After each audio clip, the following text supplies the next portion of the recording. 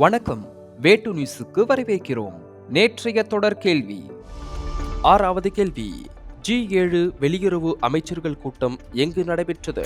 Option A தென்கொரியா, option B நேபாளம், option C இத்தாலி, ஆப்ஷன் டி இலங்கை. சரியான பதில் ஆப்ஷன் சி இத்தாலி. இத்தாலியில் உள்ள காப்ரி தீவில் G7 வெளியுறவு அமைச்சர்கள் கூட்டம் ஏப்ரல் 17ஆம் தேதி தொடங்கி 3 நாட்கள் நடந்தது. G7 அமைப்பில் France, Germany, Italy, England, America, Canada, Japan ஆகிய நாடுகள் இடம்பெற்றுள்ளன. இன்றைய நாளுக்கான முதல் கேள்வி. தேசிய பாதுகாப்பு படையின் சிறப்பு இயக்குநராக நியமிக்கப்பட்டவர் யார்? Option A Rajiv Gauba, option B Sapna Tiwari, option C Pauladi Subbarao, option D Nalin Prabhat. சரியான பதில் option D Nalin Prabhat. IPS அதிகாரியான நளின் பிரபாத் நாட்டின் தீவிரவாத ஒழிப்பு மற்றும் கடத்தல் தடுப்பு படையான தேசிய பாதுகாப்பு படையின் இயக்குநராக நியமிக்கப்பட்டுள்ளார். இவர் தற்பொழுது ஜம்மு காஷ்மீரில் மத்திய ரிசர்வ் போலீஸ் படையின் கூடுதல் டைரக்டர் ஜெனரலாக பணியாற்றி வருகிறார். இரண்டாவது கேள்வி. உலகின் சிறந்த விமான நிலையம் எங்கே அமைந்துள்ளது? Option A Singapore, option B Doha, option C Bengaluru, option D Chennai. சரியான பதில் ஆப்ஷன் பி தோஹா. பிரிட்டனை சேர்ந்த விமானத்துறை ஆலோசனை நிறுவனமான ஸ்கைட்ராக்ஸ் வெளியிட்டுள்ள பட்டியலின்படி உலகின் சிறந்த விமான நிலையமாக தோஹாவின் ஹமாத் சர்வதேச விமான நிலையம் தேர்வு செய்யப்பட்டுள்ளது. இதில் சிங்கப்பூர் சாங்கி விமான நிலையம் 2வது இடத்தில் உள்ளது. மூன்றாவது கேள்வி. புலிகள் பாதுகாப்பு மாநாடு எங்கு நடைபெற்றது? Option A Nepal, option B Ilangai, option C Bhutan, option D Vangadesam. சரியான பதில் ஆப்ஷன் சி பூட்டான்.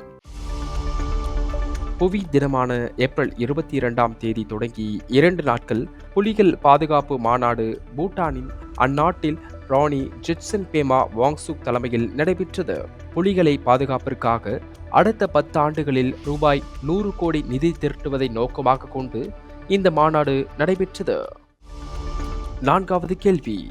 சமீபத்தில் உள்நாட்டு தொழில்நுட்பத்துடன் கூடிய குரூஸ் ஏவுகணை எங்கு சோதனை நடத்தப்பட்டது? Option A Odisha, option B Rajasthan, option C Karnataka, option D Kerala.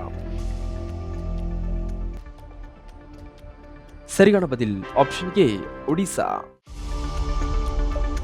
பாதுகாப்பு ஆராய்ச்சி மற்றும் மேம்பாட்டு அமைப்பு ஏப்ரல் 18ஆம் தேதி ஒடிசாவில் சந்திப்பூரில் உள்ள ஒருங்கிணைந்த சோதனை தளத்தில் இருந்து உள்நாட்டு தொழில்நுட்பத்துடன் கூடிய குரூஸ் ஏவுகணை சோதனையை வெற்றிகரமாக நடத்தியது.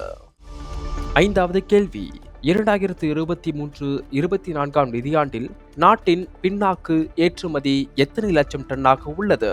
ஆப்ஷன் ஏ 35.86 லட்சம், ஆப்ஷன் பி 48.86 லட்சம், ஆப்ஷன் சி 49.86 லட்சம், ஆப்ஷன் டி 50.86 லட்சம். சரியான பதில் ஆப்ஷன் பி 48.86 லட்சம்.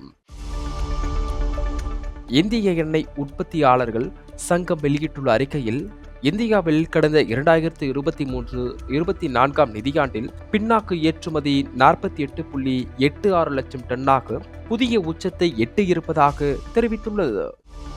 ஆறாவது கேள்வி. எந்த ஆண்டுக்குள் கழிவுகள் இல்லாத விண்வெளி பயணத்திற்கு இந்தியா திட்டமிட்டுள்ளது?